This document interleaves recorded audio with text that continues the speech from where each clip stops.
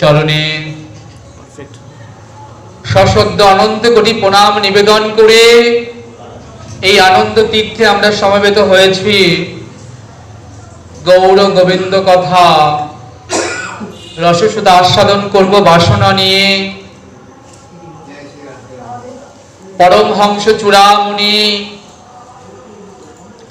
পরম পূজ্যপাদ আচার্য বরেন্দ্র মণিসত্তম কৃষ্ণ লীলাতত্ত্ব রসিজ্ঞ মায়ামুক্ত শিল সুখদেব গোস্বামী চরণ পবিত্র গঙ্গার তীরে ৬০,০০০ সন্ত মুনি ঋষিগণে ভাগবতী আসরে ব্রহ্ম শাপগ্রস্ত মৃত্যুমুখ পথযাত্রী মহারাজ পরীক্ষিতকে নিরন্তর অমৃতময়ী ভাগবত কথা রসসুধা আস্বাদন করিয়ে চলেছেন।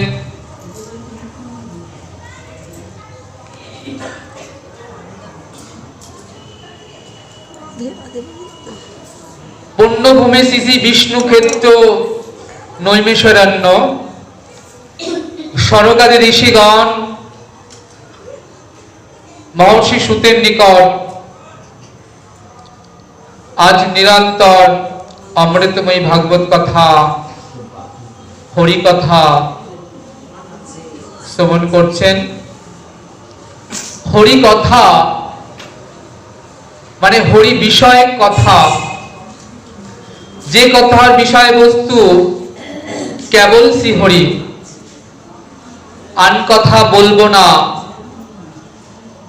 আন কথা শুনবো না, সকলই কহিব কেবল পরমার্থ। আমার সারাটি জীবন ধরে আমাদের আন কথা বলে বলে এই জীবনটা কেটে গেল। আজ হরিবাসরে এসেও যদি আমরা আন কথা বলি,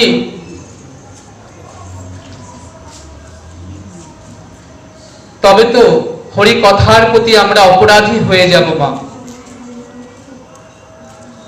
তাই মহাজন বললেন, অমনে কেন বা আনিলি ভাবে, এমনও দুর্লভ মানব জন্ম পাইয়া, হরি না ভজিলি মানুষ হইবি কবে।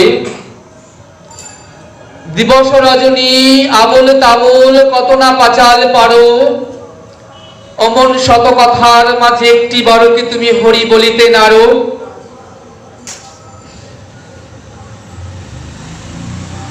হরি কথাই মা এই জগতের একমাত্র সার কথা, আর বাকি সব মনোব্যথা।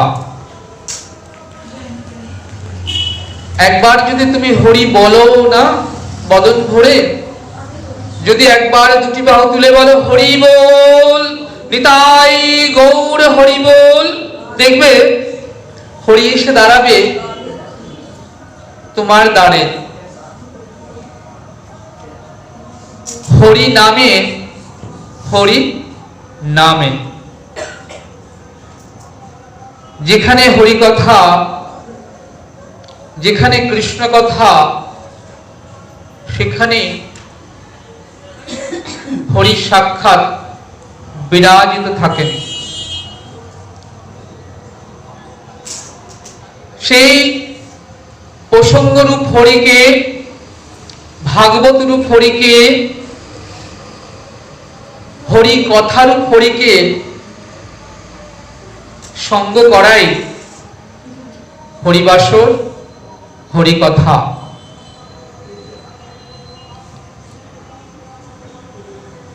ভগবান তিনি কোথায়, কৃষ্ণ কোথায়? বলছেন কৃষ্ণ কথায়।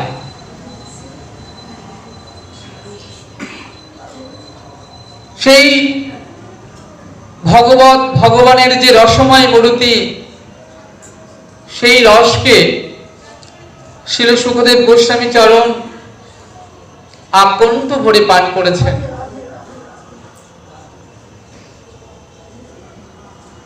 এই এক এমনই রস এখন উদ্গার করতে হবে।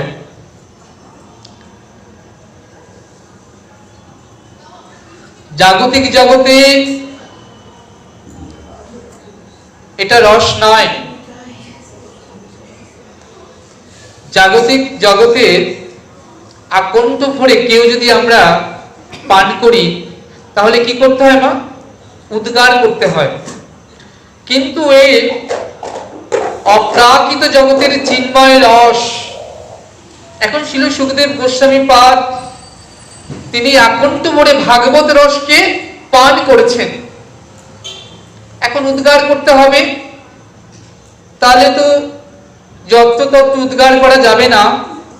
যদি বলি তিনি যে রস পান করেছেন সেটা রস, তাহলে উদ্গার করতে হলে চাই যোগ্য পাত্র। আর যদি বলি তিনি যে বীজ পেয়েছেন, তাহলে সেই বীজকে যদি তিনি রোপণ করতে চান তাহলে চাই যোগ্য ক্ষেত্র।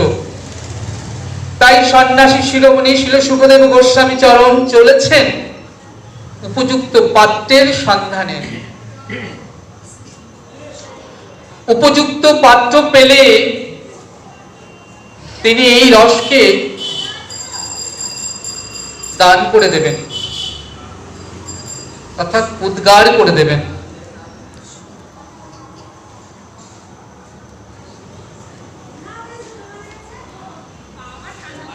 তাই শিল সুখদেব গোস্বামী চরণ চলেছেন উপযুক্ত পাত্রের সন্ধানে। এদিকে মহারাজ পরীক্ষিত তিনি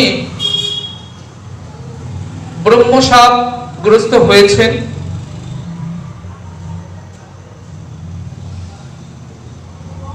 সিঙ্গি কর্তৃক শ্রমিক ঋষি কাছে যখন এই বার্তাটি পৌঁছালো যে শ্রমিক পুত্র সিঙ্গি মহারাজ পরীক্ষিতকে ব্রহ্মশাপ প্রদান করেছেন,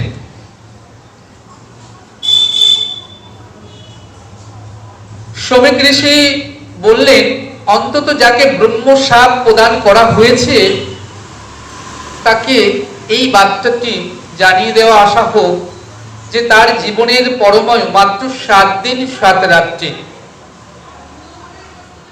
গোমুখ ঋষিকে পাঠিয়ে দিলেন।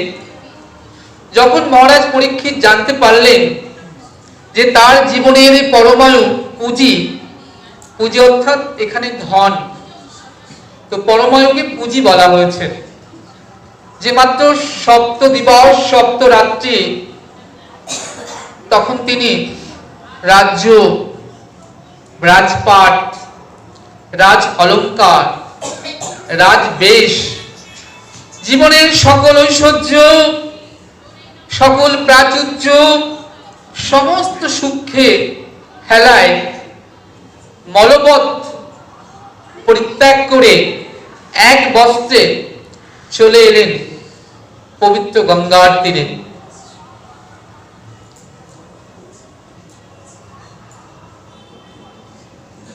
আজ মহারাজ পরীক্ষিতের অন্তরটি যেন খা খা করছে। তিনি চিন্তা করছেন যে আমার তো ভক্ত বংশে জন্ম হয়েছে। অর্জুন পুত্র মহারাজ পরীক্ষিত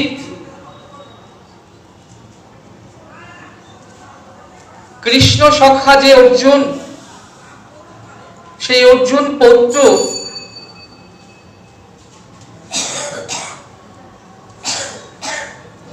আমার পূর্বপুরুষ যারা ছিলেন আমার কুলে, আমার বংশে, তারা সাধু সন্তদের কত সেবা করেছেন। আর আমি কি করলাম না, আমি একটা মৃত সর্প সাধুর গলায় জড়িয়ে দিয়ে এলাম। এই কাজটি আমার ঠিক করা হয়নি। একটা অনুচিত কাজ করা হয়েছে, তার অন্তরটি আজকে খা খা করছে যে আমি কেন করলাম এমন কাজ।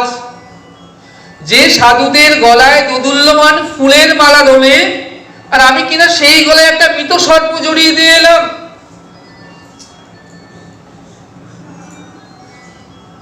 আর যিনি ভূমিতে বসে নিত্যলীলা দর্শন করেন, এহেন সাধু।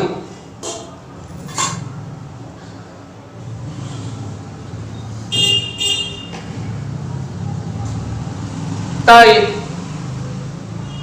আজকে যখন পরীক্ষিত মহারাজ তিনি চলে এলেন পবিত্র গঙ্গার তীরে, সেখানে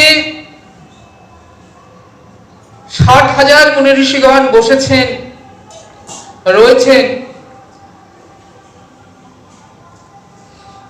সৌর যারা সূর্যের উপাসনা করেন, রয়েছেন শৈব যারা শিবের উপাসনা করেন, রয়েছেন শাক্ত যারা মায়ের উপাসনা করেন, রয়েছে গণপত্য যারা গণেশজির উপাসনা করেন, রয়েছেন যারা আত্মানন্দে বিভোর হয়ে থাকেন।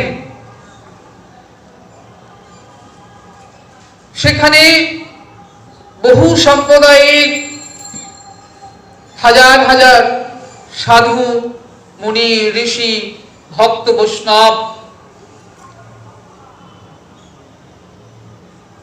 তারা মহারাজ পরীক্ষিতকে দেখে বললেন, কেমন করে হলো এই ঘটনা, কিভাবে আপনি ব্রহ্মশাপগ্রস্ত হলেন? মহারাজ পরীক্ষিত বললেন, কেমন ভাবে হলাম, কিভাবে হলাম, এসব প্রশ্ন করো না আমায়। যদি আমাকে কিছু বলতেই চাও, কহ তো কৃষ্ণ কথা। আমি যে কথা শুনবার জন্য এসেছি এখানে, আমাকে শুধু সেই কৃষ্ণ কথাই আস্বাদন করাও।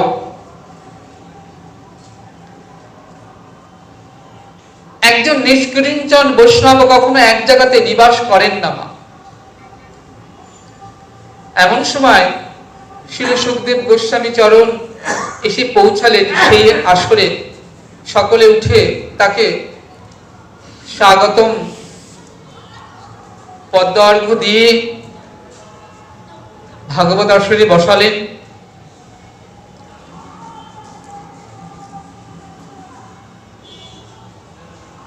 পরীক্ষিত মহারাজ সে আসরে এলেন, বললেন, হে গুরুদেব,